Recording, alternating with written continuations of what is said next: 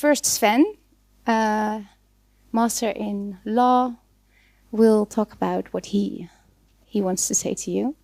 So here's Sven. Thank you very much.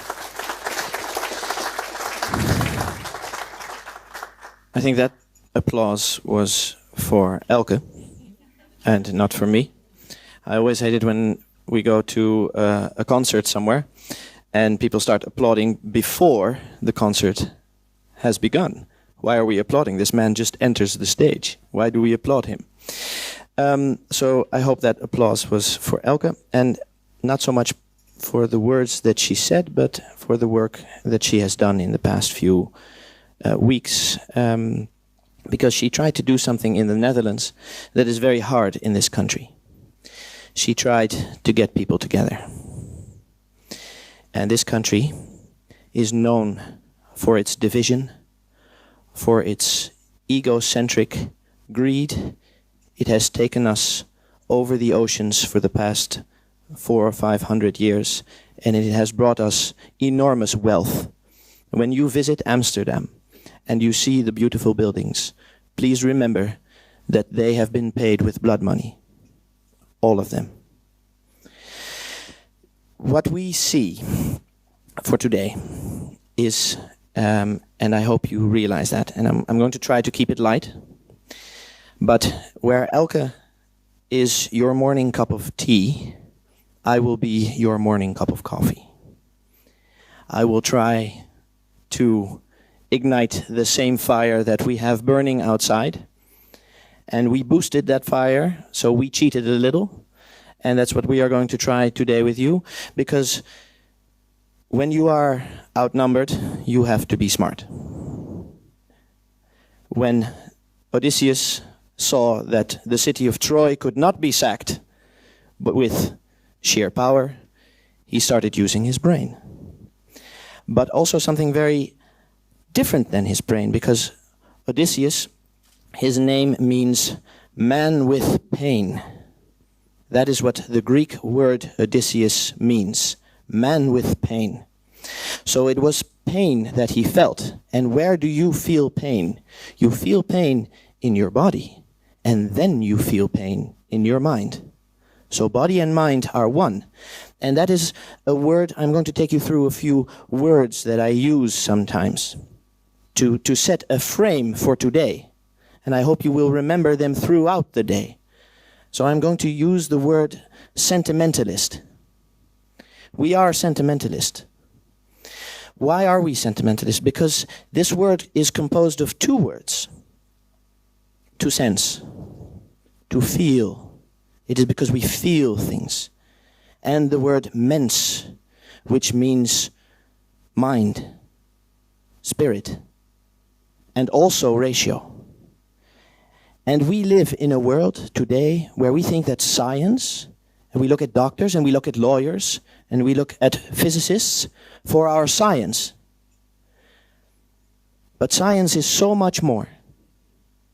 True science is so much more. And the ancient fire that we have burning outside is rooted in a science that was much more connected to the true origins of what it means to be mankind. Because we are kind. And the Dutch word for child is kind. And the word in German is Kind. And this word is connected to being kind. To keep mankind means to keep us as children.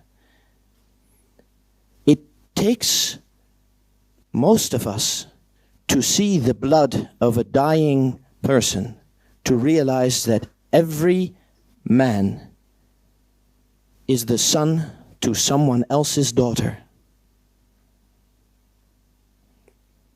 We were all children once. And we had ancestors. And we hoped that they made decisions to lay out a world for us where we could live together, freely, happily, and safely. And it is every generation's holy duty to procure a safe, happy, and free future. And every now and then in history, these three values are under threat. And that is why this is a medical, ethical, emergency deliberation. Let us realize that we are surrounded by an emergency because something is dying. And it was my good friend Dylan Thomas who wrote a beautiful poem where he spoke words that ring true to me every day. He said, "Rage against the dying of the light." And that's why we are keeping the fire going. So I hope every 15 minutes, Simon, my good friend, will check outside and see if the fire is still going. He is also one of my close friends and attorneys at law.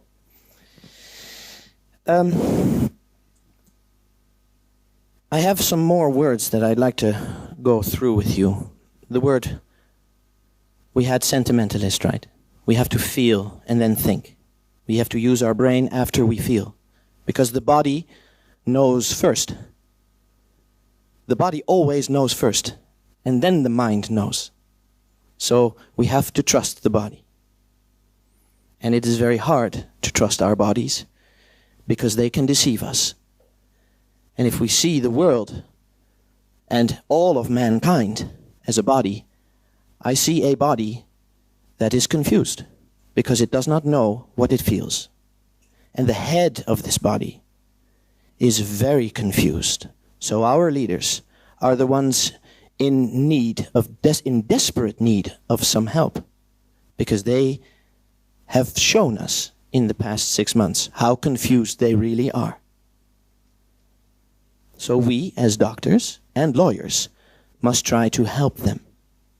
And that is what we are trying to do today, to produce a document, an international document, which proves guidelines for caretakers. Because doctors are caretakers. But do you know what advocate, the Dutch word advocaat, lawyer, attorney at law, advocaat, it originates in Latin from advocare, which means to call, to help. An advocate is someone who is being called to come and help.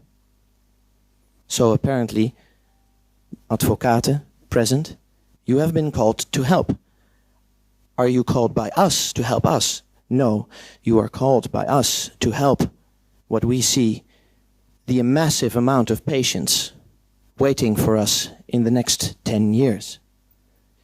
Because if we think that we will find a solution today, we are wrong. But we can damn well try to make a proper diagnosis today. And see what is wrong. And see what our guidelines are if we want to try to help all of our patients, whether we see them or not. If we can produce new rules for our own conduct, just our own, what we promise to do, not what we want others to do. We can only use our own sentiment, our feelings and our minds to say, this is what we believe in and this is what we want to do. This is how we want to do it. And we need your help and your input. And therefore, we have a wonderful professional camera crew here, for whom I am very grateful. And we would like you, if you are willing, to share with us 1 minute, 2 minutes, 5 minutes of your ideas, your sentiments. What do you see? What do you feel? What do you think? If you are willing to share that with us into a camera, we can make a compilation. And we can make a video of doctors and lawyers internationally united. And show the world, this is what we stand for. And of course, what we will do is we will send these images that they produce to you first, for your discretion. And if you say, oh, I'm in there, but I don't want to be in there, But we will give you 24 hours because otherwise the patient will die.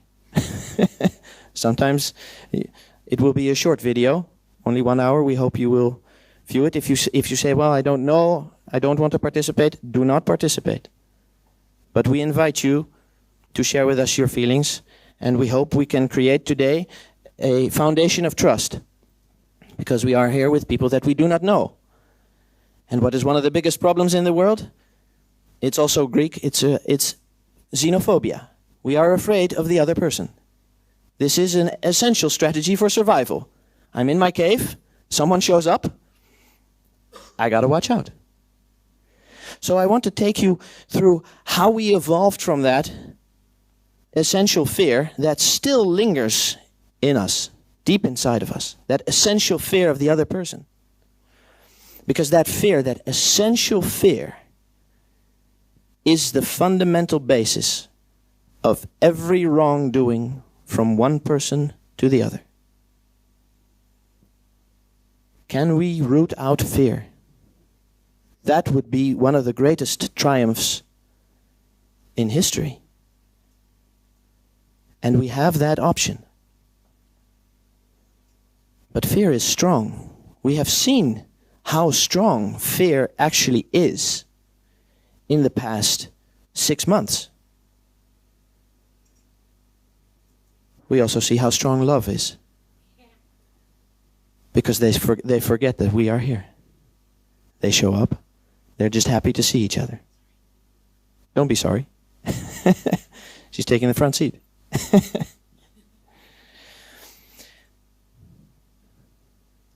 So this is a period of great confusion.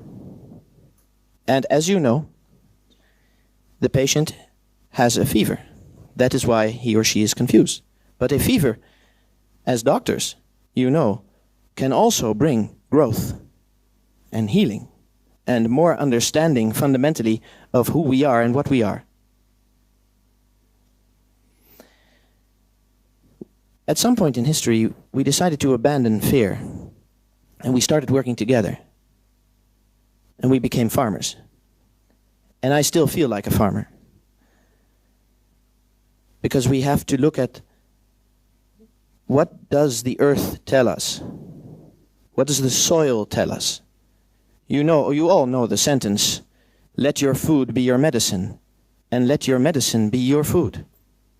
What we take in is essential.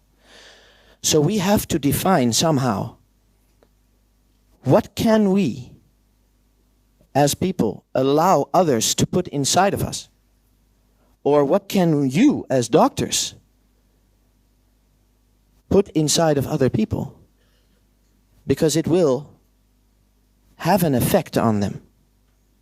If you believe honestly that it is a positive effect, then you are doing the right thing. Even when, in the end, it turns out to be the wrong thing. But when you fully believe, and after this belief you have checked with your colleagues, and you have checked with people that think differently than you do, you still believe something, then you can proceed. And if then it goes wrong, somebody's going to blame you. And then you're going to need the lawyers.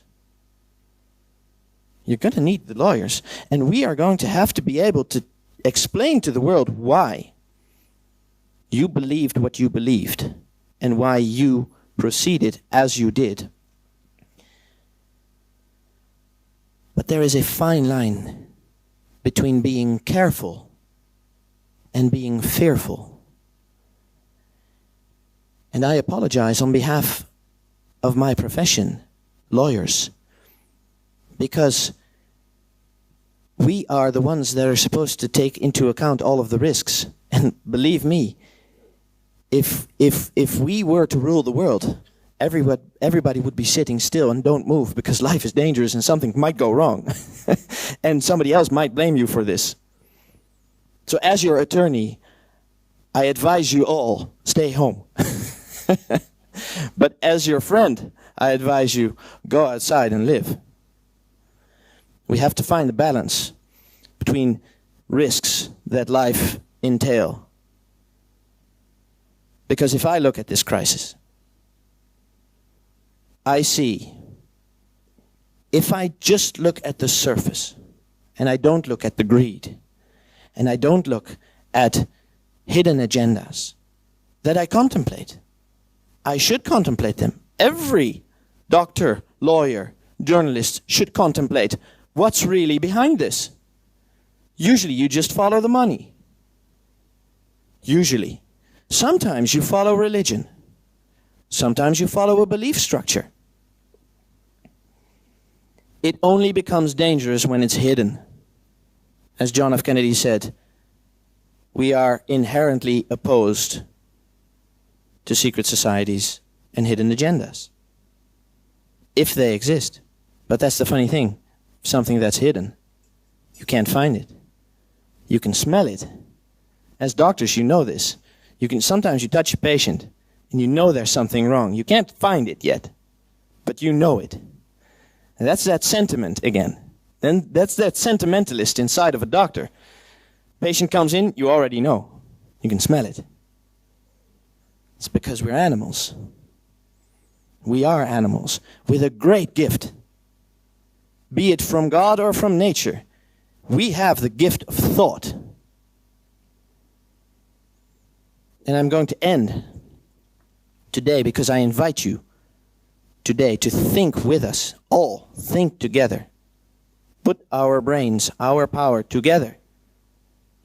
Put our feeling ability together to find the ethical rules that we are going to need in the next 10 years to weather the storm.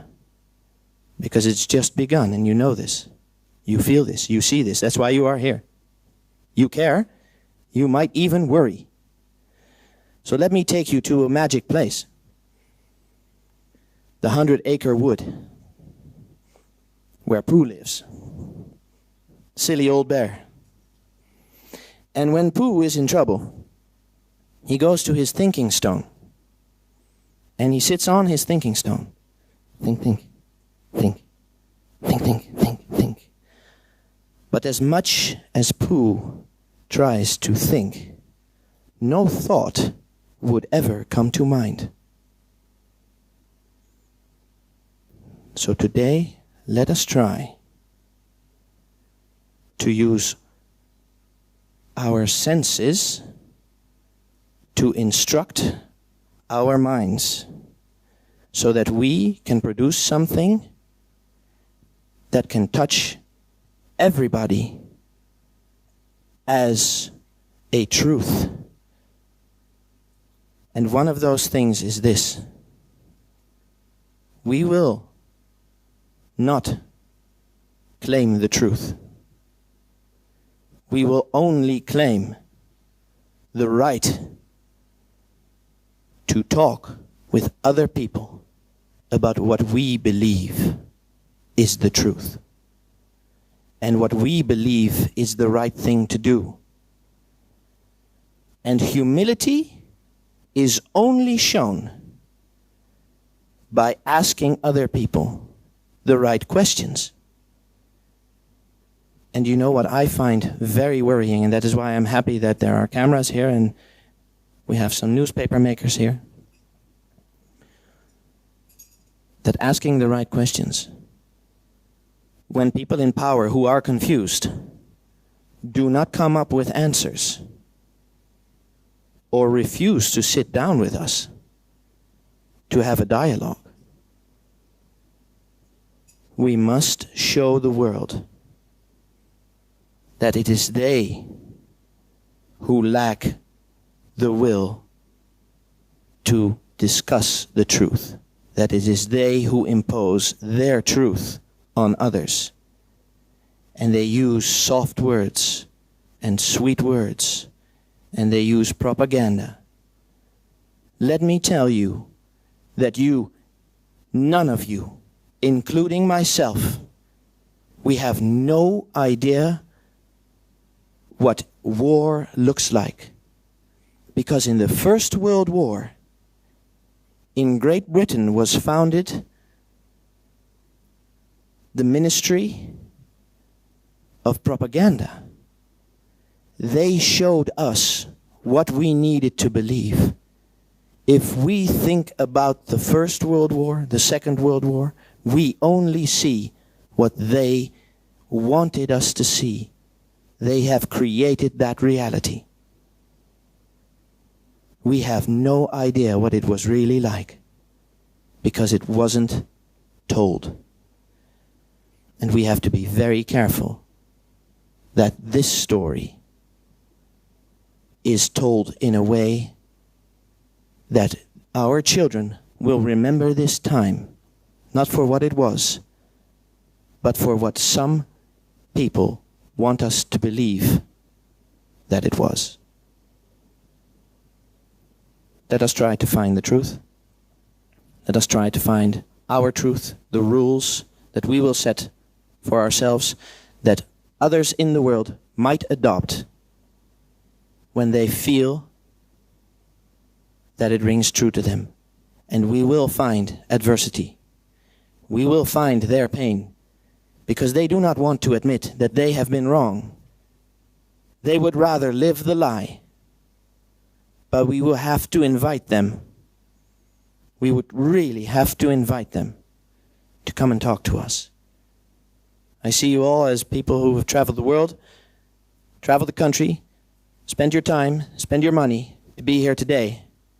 And I hope we can create a document that will help those in need. First and foremost, our colleagues, doctors and lawyers, but mostly the people that have been lied to and have been made fearful creatures again, to throw them back into that primitive being in the cave that has to be afraid of the other person and stay at a safe distance. It is terrible, because all of brotherhood is being smashed if we cannot be together. And I saw one hug there. So we're good. It's still alive. And we can keep it alive. And thank you very much for being here. And I hope we will succeed today and in the next 10 years.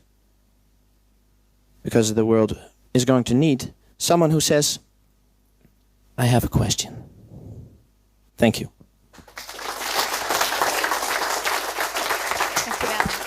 Thank you. Thank you, Sven.